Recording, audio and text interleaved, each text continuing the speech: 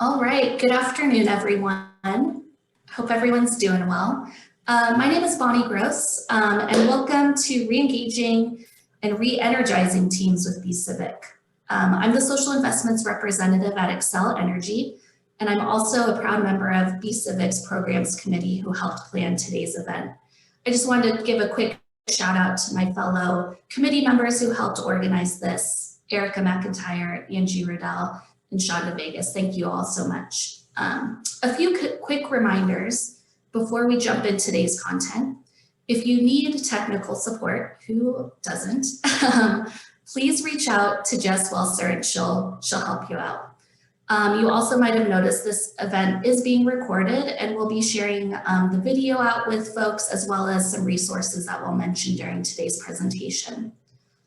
But before we dive into the content, we wanted to kick things off and love to take a quick poll and see where everybody is at with returning to work. As we're talking about virtual engagement, we do know it's something that will likely be around for a while, even though we're returning to work. So Jess, you want to pop that first poll up on the screen?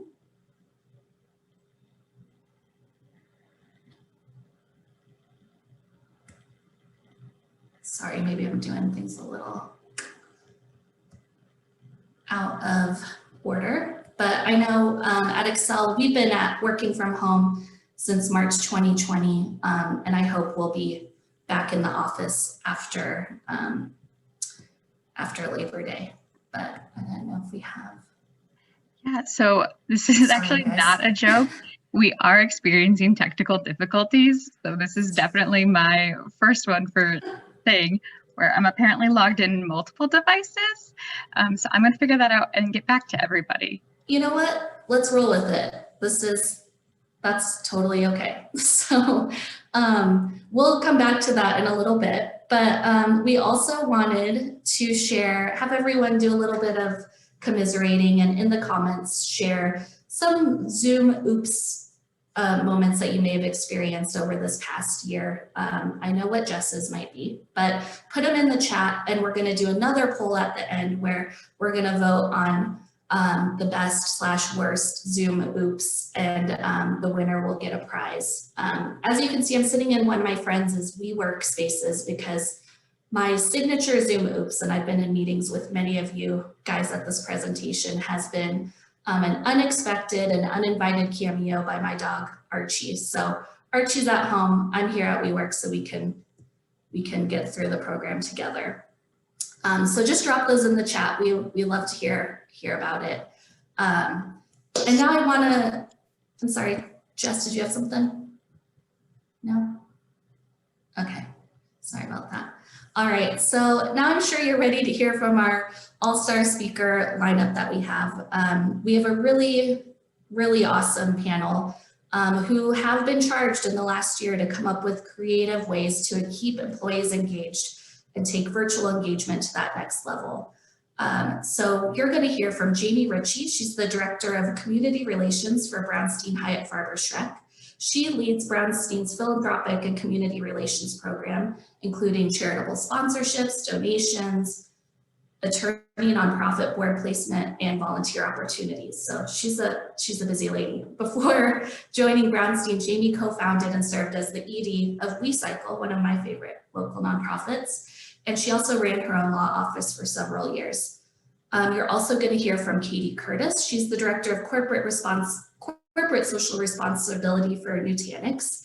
She oversees the company's strategy, implementation, and marketing of community investments, employee engagement, corporate sustainability, and diversity and inclusion programs. Prior to her current role, she has had experience creating and leading CSR programs for Fortune 500 companies, as well as fundraising and development for international nonprofits. You're going to hear from Angie Riddell, who serves as the Engagement and CSR Manager at Empower Retirement. She leads Empower's community investments, partnering with internal and external stakeholders, and builds meaningful employee engagement opportunities. Before Empower, Angie worked in nonprofit development at Warren Village and Children's Hospital Foundation. And rounding out our presenters will be Kristin Chalson. She recently became the Community a communication specialist at DCP Midstream. And prior to that, she was the Communications and Community Investment Advisor for QEP Resources. I'll also be talking a little bit about some of our virtual engagement that we've done at Excel Energy over the past year as well. So a little bit about the format. We're gonna keep our speakers on the toes where we're gonna fly through these slides and folks will be talking for about 5 minutes. We're gonna leave plenty of room at the end for questions and we'll get to those polls. So Jamie, you wanna take it away? Absolutely. Thank you so much, Bonnie, and thank you all for having me. Like everybody, when we hit the pandemic back in March, we had to figure out how to continue to keep our employees engaged. We have a pretty active and committed volunteer group who is used to really doing lots of hands-on in-person opportunities. And so we had to get creative and think of some ideas to keep that enthusiasm going. And so we did many different types of virtual events. Some of what we did was partnering with Project Helping, which is an organization locally here in Colorado. Many of you may know of them. They have their Kind Kits, which are essentially volunteer projects in a box. So we did several of those. We also established a summer program where the focus is more internal for our employees. It was called Brownstein Buddies, and we recruited older children of our employees to hold Zoom sessions, focusing on story times or arts and crafts or science demonstrations for the younger folks in our firm. And that was really engaging throughout the summer. But what I wanted to talk about and focus on today was the event that we did for Earth Day, because traditionally Earth Day events were always in person, more of like an outdoor event where we would either do a trail build or park cleanup of the like. And we weren't able to do that this year. So in looking for some Earth Day options, I came across a platform actually on Facebook of Alyssa Magalon, who you can see in the photo on the slide here. And Alyssa is actually Miss Earth USA Water of 2021 and happens to reside here in Colorado. And her initiative was to take plastic grocery bags and turn them into sleeping mats. And so I thought that would be a really nice fit for Earth Day, being that it was recycling and reusing these plastic bags. And so I have an example to show you. It's obviously better in person, but you can see here, this is called Plarn. And these were plastic grocery bags that we had a virtual session for, and we had all of our employees collect 15 to 20 of these bags to get started. And Alyssa guided us through a project on how to fold the bags, cut them up, and tie them all together so you get this yarn. And then what she would do, we mailed in all the yarn to her, and she had another group of volunteers who then crochet all of this Plarn into sleeping mats. And you can kind of see, I wish I had one to show you. But you can see them. So they're about the size of a yoga mat, and they roll up and they have handles on them. So they're easy to report. And these sleeping mats are given to people who are experiencing homelessness through a partnership that she has with the Action Center out in Jefferson County. And so each mat takes between 500 and 700 bags. And for us, I think the nicest part of this project was that it was super easy to implement. We were able to host it in all of our 11 offices. Alyssa had a large collection of grocery bags if there were people who didn't have any. Like, for example, we have offices in California and they have outlawed the plastic grocery bags. So we were able to send them bags so that they could participate really quickly, inexpensively. They pack up really small. It was a great family-friendly event. We were able to engage all of our employees' children who wanted to participate as well. So I'm happy to, I'll share Alyssa's contact information in the chat in a little bit if anybody's interested. She's very happy to partner with companies and host these sort of sessions. It's pretty simple once you know how to do it, and it's something that you can continue to do on your own. In fact, we had several students who brought this to their classrooms, and the whole class worked to adapt the project and send in additional yarn for Alyssa to make sleeping mats with. So just a little outside the box project we did this year and got a great response from. So I will turn it over to Katie. Thank you. I am really, those mats look really cool. I really want to try that. I think it's such a cool thing that you can just ball them all up and ship them in. I think that's something that everyone probably wants to be a part of. My name is Katie. I work with Nutanix, and the initiative that I wanted to highlight that we are kind of still playing with, we just launched it a couple months ago in April. It's a capability that we learned about through our vendor for volunteerism and match giving and grants, Benevity, which I know some of you may be familiar with and use.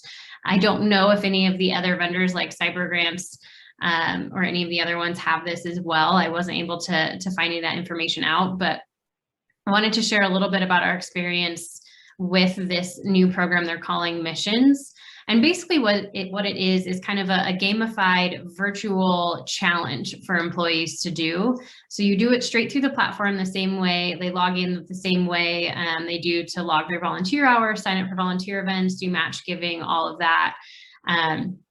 And what the program actually does is you can create a mission around a certain topic, and they have some curated content that you can pull from. So they'll focus on diversity and inclusion type missions, sustainability or climate change type of missions, and also just general civic engagement.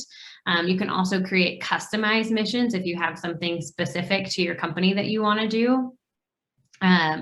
But we first launched this just back in April for sustainability for Earth Month. We have a global office presence, but we have a very large percentage of our employee base is remote even before COVID, and now everyone is remote.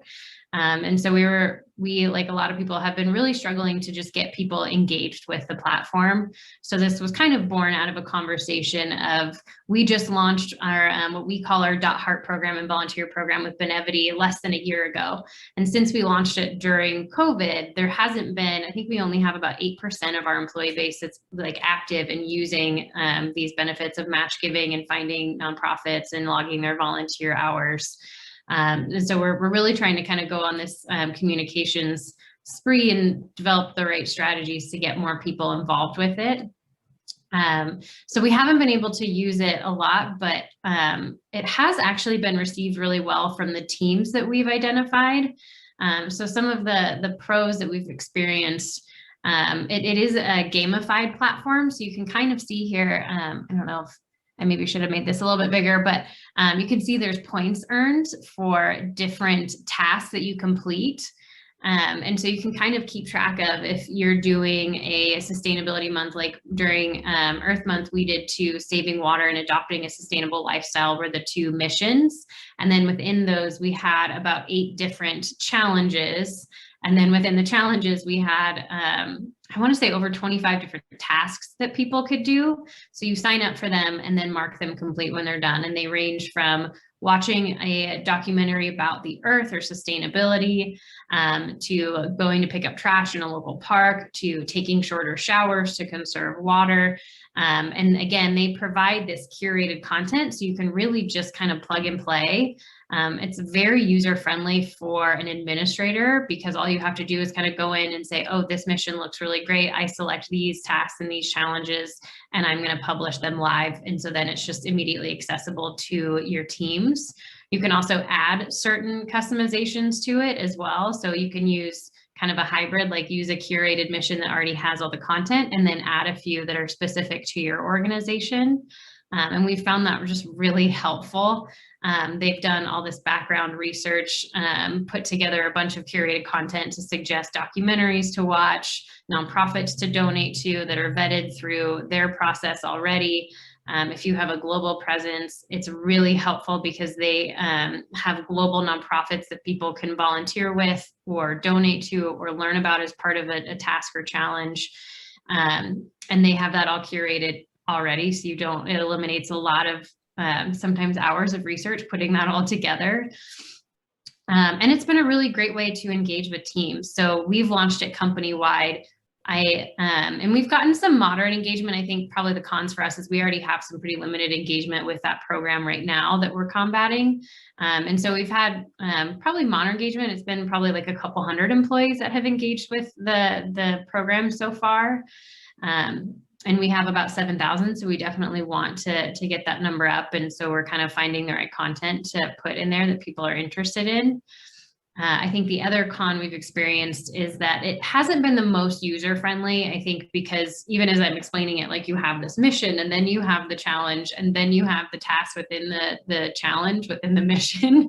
So people have a lot of clicking through and it's not immediately really intuitive. Once people use it a few times, they get it and it becomes more intuitive, but it's not off the bat. So there's a little bit of hand-holding and a lot of questions that come up in the beginning process.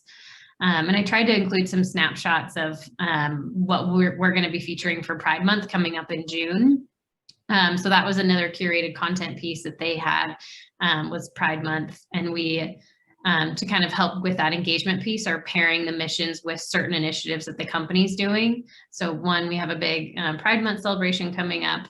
We'll also have a big women's conference in July that we'll be posting a few missions of you can earn points just by attending different conferences or meetings that we're hosting and learning sessions, which will be really cool.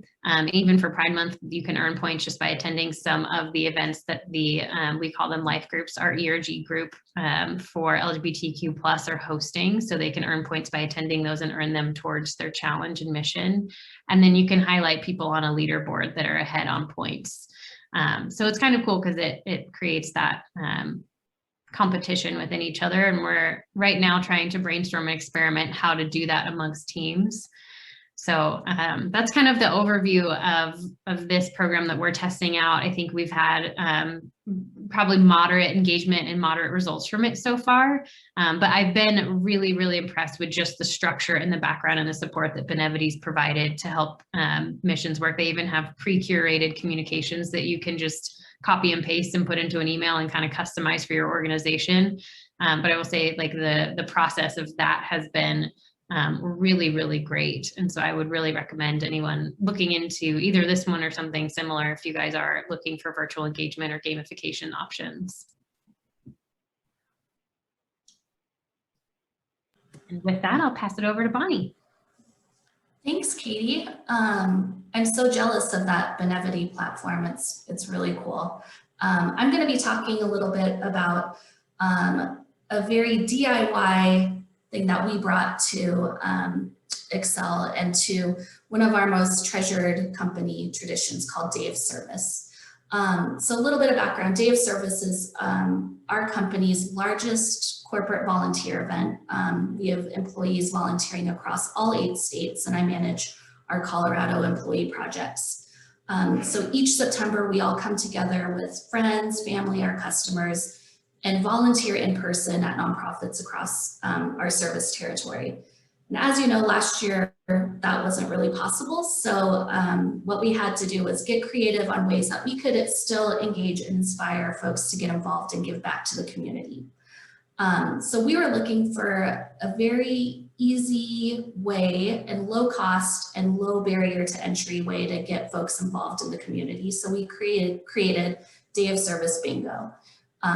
This form was just populated with random acts of kindness, big and small things that you could really customize and do at home in your neighborhood. I think especially during the pandemic and quarantine, we really all found a newfound appreciation for our neighbors in our streets. So here are some ways that folks could give back in their neighborhoods and their community. We incentivized participation. So we had everyone that downloaded a bingo card was entered into a drawing to have a $500 donation made to a Day of Service nonprofit of their choice. So this was a really fun way to get engagement. And you know, I think as all of our panelists know, we were all trying to respond to a need in the community, a need from our managers and also our employees and volunteers on wanting to give back and engage with the community in a safe way. So we were actually thrilled. We were able to get 1,000 downloads of the bingo card. And this is a new thing that we're going to be carrying forward into this company tradition. So we're going to be tweaking the bingo card, and I found some new inspiration from all of you on some ideas on ways to get involved. But I do think this is a really nice option for those that might not have the staff or resources to do something really big and structured, but this is a really fun way to get your employees, your customers, and the public involved. So be on the lookout for the new iteration of this come September. But oh yeah, Cindy, for sure, we'll share this out. And then this was also something that was really easy for folks to share via social media, which is something that was really important to us. But these were all customizable to any community as well. So I think I'm going to kick it over to Angie to hear about what Empower was up to. Thanks, Bonnie. And I actually used to work for a nonprofit that was a beneficiary of the Excel Energy Day of Service, and it was so much fun. So glad to hear that, and absolutely love the bingo card. So as Bonnie mentioned earlier, my name is Angie Riddell, and I am the Engagement and Corporate Social Responsibility Manager for Empower Retirement. We are headquartered here in Metro Denver, but we have offices kind of all over the country. And so like everyone, it was a lot about how to engage people remotely, bring people together. And as we move forward, a lot of our workforce is going to stay remote.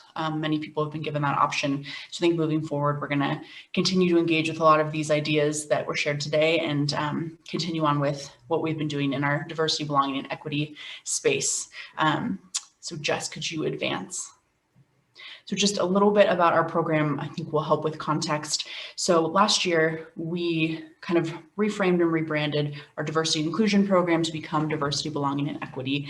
And our program is led by the incredible Jason Clark. I think he's spoken at a few B-Civic events, but he's awesome. And we get to partner quite a bit.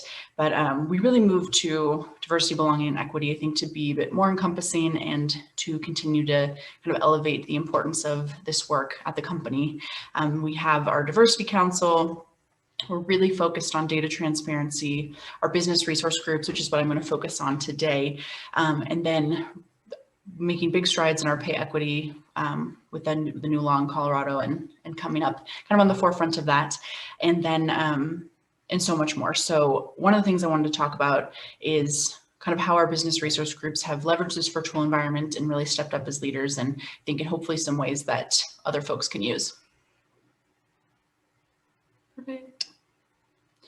Awesome. So we have 7, about to be 8 business resource groups at Empower. We have our Bold group, our WEN group, VETS, EA, our Empower Abilities group, ALMA, Namaste, Pride, and then our newest group, which is coming soon, is our Empowering Young Professionals group.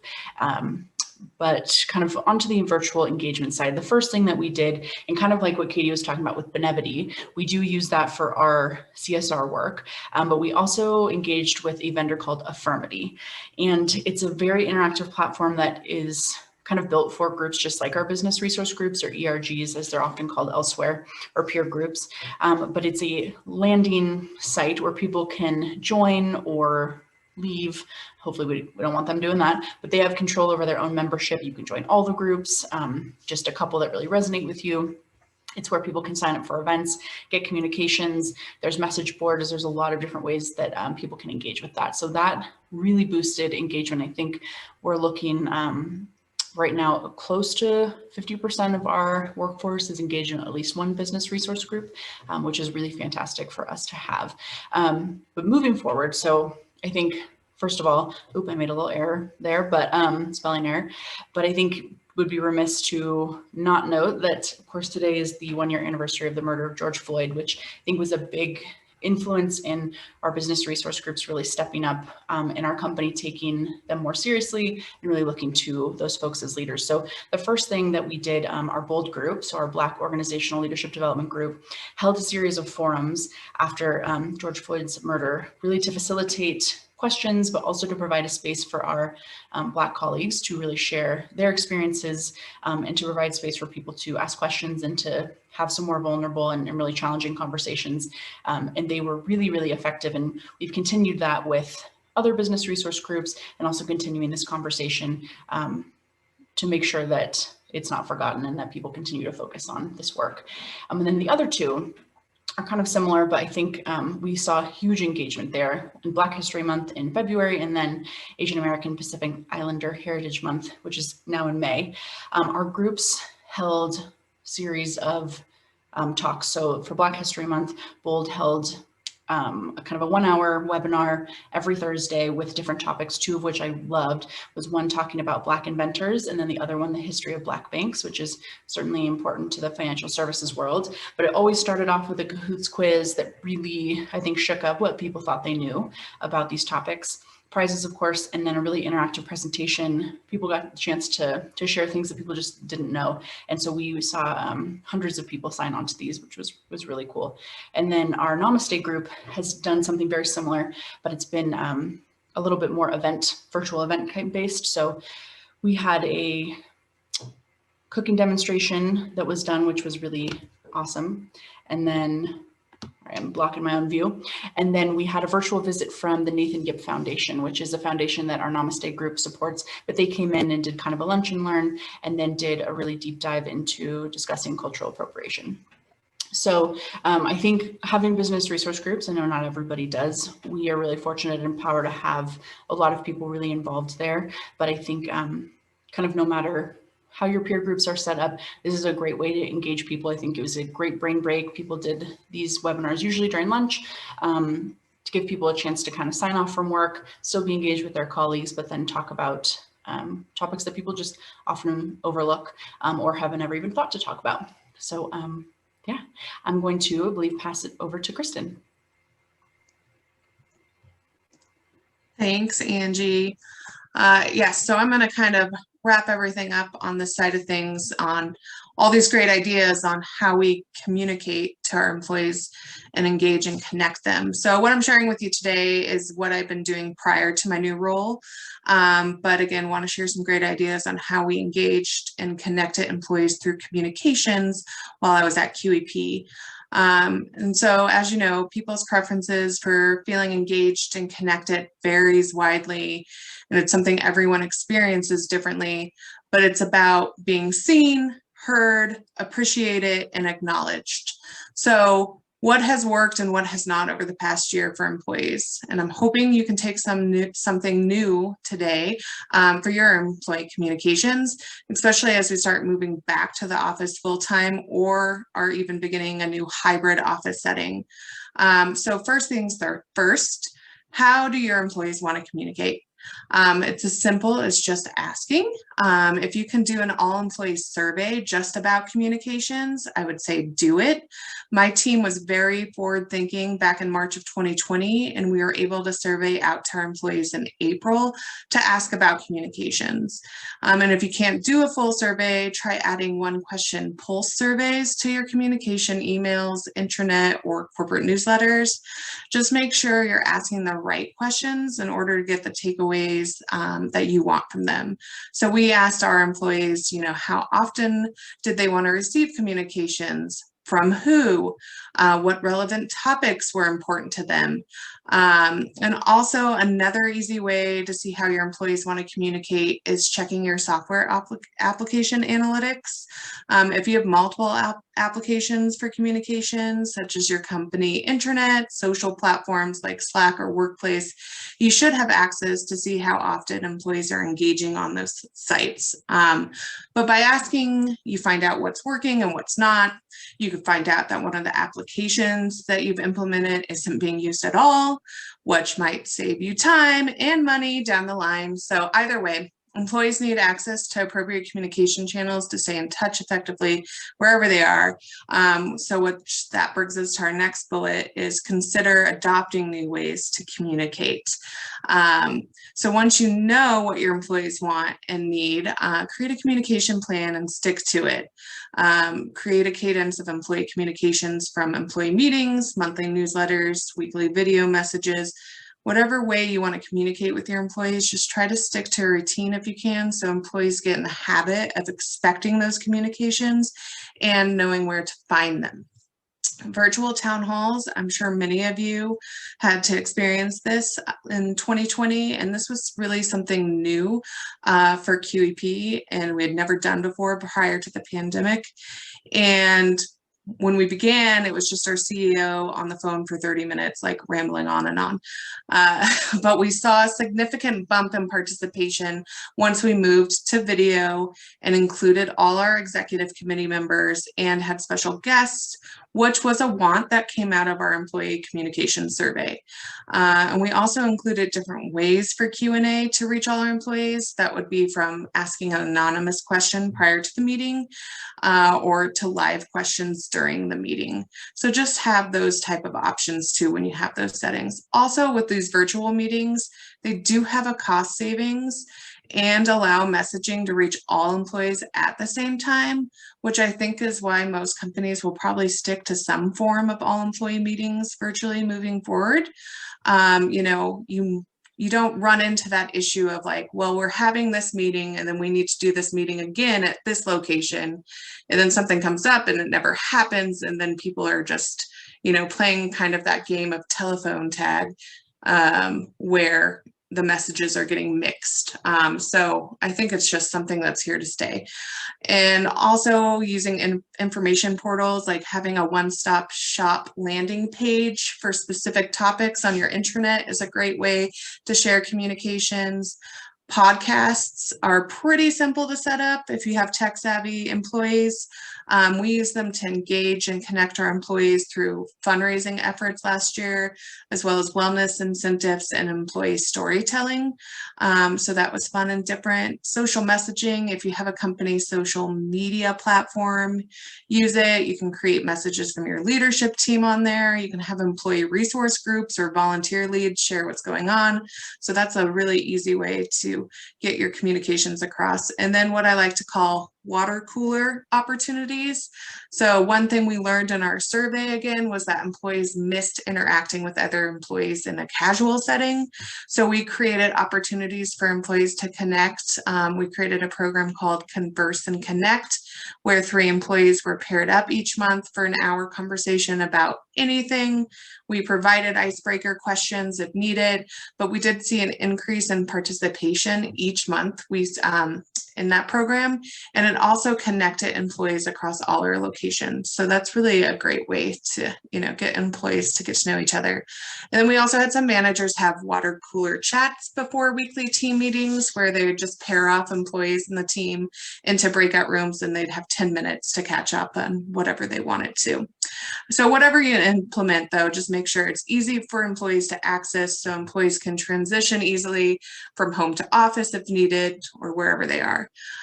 Next, remember to be inclusive of all your employees in your communication. And this doesn't take much. If you're a company that has multiple areas, time zones, countries, just be aware of when you're sending out your communications or setting up employee events. It's nice to find that sweet spot for time when you know most of your employees will be online at the same time. I do remember at one point we had received feedback, I think it was during the summer, so employees wanted us to change the time of our all-employee monthly meeting. So we did, and then only like 30% of our employees showed up. So lesson learned, we went back to that sweet spot, and that's where we stayed. Also, something as simple as just like including the time zones of each of your locations in your communications. Corporate versus field, if you have field employees, like how do you communicate to all versus people in more specific locations? Not all employees need certain communications, as well as remote workers versus in office. Like how, just be aware of your audience really is that important step. Moving on, I think if you want to, yes, all right, thank you. Remember to celebrate and acknowledge the wins to connect with your employees. People connect with work when recognized for a job well done. So acknowledge the wins. And you can do this in a number of ways, from virtually to in person. One easy thing is we did live shout outs in our all employee town hall type meetings where our executive committee members would do a shout out to an employee. We had a recognition rewards program. We had a group create Cup of Gratitude, where they would send a $5 Starbucks card to an employee to thank them each month. And then they'd also have like virtual coffee with that employee as well. And again, you can use your internal social channels to do a shout out or recognize someone. And also employee feature news stories. If you have a communications group that can kind of work on these type of stories, it's great to acknowledge your employees' accomplishments inside and outside the office. And last but not least, incorporate your employees in your communications. I think as far as communication professionals you know that not all employees read the whole message or even at all.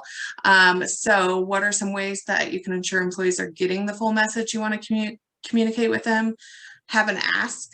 We had a campaign during the summer that was called Dog Days of Summer, and we asked our employees to send in photos with their animals.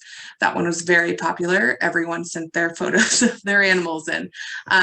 Or charity incentives, let us know what your favorite charity is, and you could win, $100 to that charity. And then also request ideas. In our monthly newsletter language, we always end it with, if you have an idea or story you want to share, contact, this person, and ask your employees to share their story, whether you have your social media network or channels, or if they want to do something as a feature news story. And lastly, communicate your message across the board. In order to reach all your employees, you have to share your communications in different settings. So from the virtual meetings to in-person meetings to emails, postings, wherever you use, you're going to have to use multiple channels to reach all your employees, and just kind of remember that. Again, people's preferences for feeling engaged and connected varies. So it's something everyone wants to experience differently. Just remember, when you're using communications, to engage and connect your employees in a thoughtful manner. And now I'll pass it back to Bonnie for Q&A. Awesome. Thank you so much, Kristin. I think what's been really interesting about hearing all of our different initiatives, some things that have popped up from Plarn to all company-wide town halls. It's really interesting. Accessibility seems to be a key one, as well as communication. So thank you to everybody for sharing your ideas and what you've been able to come up with. So Kristin, actually a question came in the chat for you. Can you talk about the water cooler chat platform that you use and what that is? Yeah, so we didn't have an actual platform, but we did create a program through our I&D group, and we called it Converse and Connect. But I have seen some really cool platforms out there. I think if you just Google it, there's one that was something close. We just didn't have the money to spend. It was something coffee related, but we just would have a tracking sheet within Excel, and whoever signed up for their program, we put them in there, and then we randomize them each month and pair them up with 3 different people. The icebreaker questions that we had just stayed the same, and it was just send out the email each month to those employees with their groups. That's awesome. And I also wanted to mention our committee put together a handout that we'll be sending out, the do's and don'ts for virtual engagement from big and small things. So hopefully it'll be a nice takeaway for you all. So let's come back to Jamie and hear a little bit about how do you get employees to share their Plarn pictures and all that good stuff on social media. I think that's something, to your point that you were talking about, giving shout outs and kudos to those, but we give these volunteer opportunities and engagement opportunities, but, we want to hear feedback as well. So Jamie, how do you get folks to share their So I don't know that I do get folks to share on social. I share on social on their behalf, as does our marketing team. But one thing we did implement this year with going virtual was what we call our Karma Bucks program. And that's kind of a participation incentive program. So if you participate in 4 of our volunteer events throughout the year, you get an award, and that award is money to donate to the nonprofit of your choice. So that's a way, and sometimes we ask for photos, not as proof because we take their word, obviously, if they say they participate. But I've also seen our HR and our wellness team do some giveaways. So for example, we'll host a virtual 5K. Ask people to send photos in. If you send a photo in, you're entered into, a raffle to win a fancy water bottle or something like that. So incentivizing always seems to help.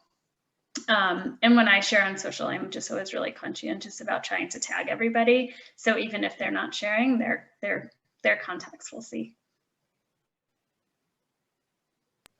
Awesome. I think Angie has some good tips for us too. Yeah, just to kind of tag along what Jamie said, we have various Empower hashtags, and we have one that's specific to our CSR program. Our internal program is called ACT.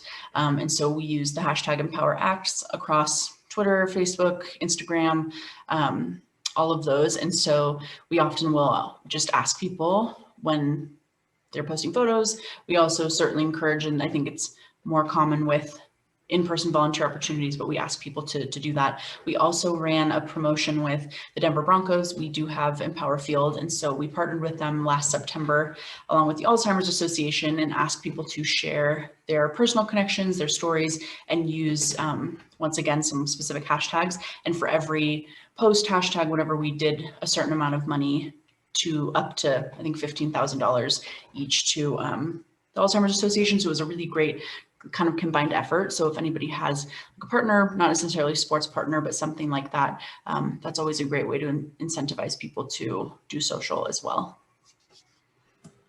That's great. So Angie, we're going to keep you in the hot seat because we had a couple of questions come in about employee resource groups. And I know for many, it's kind of a puzzle to figure out. So can you talk a little bit about how you've integrated the ERGs with what the CSR program is doing and not have it be separate or even competing things? And even to tee that up, did you have these employee resource groups prior to the pandemic? And does the company help facilitate those meetings and discussions, or is it kind of left up to those groups? Yeah, so I'm actually going to start with Katie with your question. So yes, we have had our business resource groups for quite some time. Since Empower branded as Empower in 2014, that is kind of when that program started. I will say that the pandemic, I think, and all of the social issues and racial inequity issues that happened last year really did accelerate, I think, the formality of them, but they have existed. And the company, yes, they do kind of participate in the coordination and facilitation of discussions. We have our diversity and inclusion leader, Jason, and then he has 2 employees underneath him, Marissa, who helps coordinate all of the business resource group efforts. And then we just hired Jessica, who helps with kind of the recruitment side of our diversity, equity, and belonging work. But Marissa then works with the leaders of all of the business resource groups. So there are leader panels, different structures for every group, national chairs, site chairs, treasurers, marketers, and things like that. And so she works directly with them to coordinate all of the meetings, the events, and then we use the Affirmity platform to get all of that information to people. And then Liz, to your question, so we have a few different ways that we kind of incorporate the two. So the first being every business resource group has their own budget.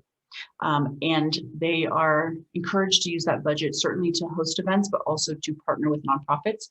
So oftentimes I will work with our business resource groups, our action committees, our volunteer committees will also work with them to help identify a partner that makes sense for them and also help plan volunteer opportunities. So the idea is to create a relationship that's not just financially transactional, but that there is kind of a deeper relationship that will last over multiple years.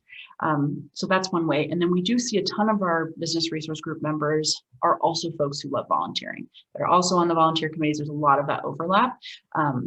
So they really are our champions across the board. And so a lot of times they will plan events with our action committees and then market them not only through the Affirmity network, their internal networks, and then also the Benevity platform that we also use, like Katie does, to really get the message beyond just those kind of two groups. It's really helped, I think, with the siloing, and we also, business resource groups are just hosting more and more events, which is bringing more people in. But Jason and I, and then Marissa and I work very closely together in order to make sure that people know that the community efforts are just as important as the internal efforts. So a lot of it is about our messaging and kind of the consistent messaging across all of those platforms, kind of like what Kristin was saying, similar messaging in our external communications, on our intranet, and he and I are kind of in constant communication about what we are sharing so that we know that those messages are aligned. Great, thank you. Katie, I have a question for you. So you have this great platform that you use that's really, it looks really nice. I'm very jealous, but can you talk about how you get employees on that platform and getting that connection piece, kind of connecting those dots? Yeah, and no, is this a question about the water cooler platform or about the Benevity platform? I think Benevity, but if you want to talk about, yeah, I think it was the water cooler Benevity platform, but I would love to have a water cooler platform. I know. Cool. Maybe that's like a Slack group channel that you can just make. I don't know if that has the same effect. So Benevity, we have the benefit for us as well. We, again, use them as our vendor for like our match giving, our volunteerism program. And so all of our employees already have access to it because part of our license agreement with them, we have an HR file that goes over weekly that makes sure all of our employees have access to it. So that piece we didn't really have a lot to do because we already partnered with Benevity on that, and that's partly why we selected that specific program, because it was such an easy turnkey one for us. It was an additional $15K on top of our annual licensing agreement for that. So, and that's based on, we have 7,000 employees. So I don't know how scalable that is, but that's probably a good background piece for everyone to know that it did cost us a little bit of money to launch. So I wish I had, I don't know if you can do missions outside of, I'm sure you can find a way to launch missions and do that with Benevity without having a current licensing agreement with them for the volunteerism program. But I'm not really sure what the process would look like, but I would be happy to provide contact info if anyone would like to reach out to them. Fantastic, thank you so much. I think those are all the questions we have. If anything else pops up, feel free to put it back in the chat. But thank you again to all of our panelists. It was great to chat with you and hear all about the amazing things that you're doing with your companies. So Jess, I'm going to turn it over to you.